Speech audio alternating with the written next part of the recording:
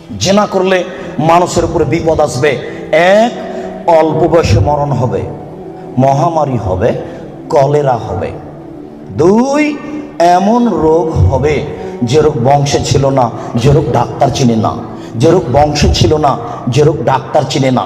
শুনুন, জেনায় লিপ্ত যদি মানুষ হয় তাহলে অল্প বয়সে মরণ হবে, কলেরা হবে, মহামারী হবে, তিনটে সমান একটা।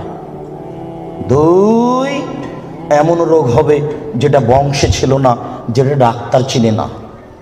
দেখুন, আব্দুল্লাহ ইবনে ওমর রাদিয়াল্লাহু তাআলা আনহু বলেন, রাসূল সাল্লাল্লাহু আলাইহি সাল্লাম বলেছেন, লাম তাজহারিল ফাহিসাতু ফি কওমিন কাত্ত ইল্লা ফাসা ফিহিম আত-তাউন ওয়াল আওজা। যদি কোনো সম্প্রদায়ের জেনা ছড়িয়ে যায়, যেই সম্প্রদায়ের জেনা ছড়াবে তাদের উপরে দুইটি বিপদ হবে। এক, তাউন, কলেরা, মহামারী। মহামারী যা, কলেরা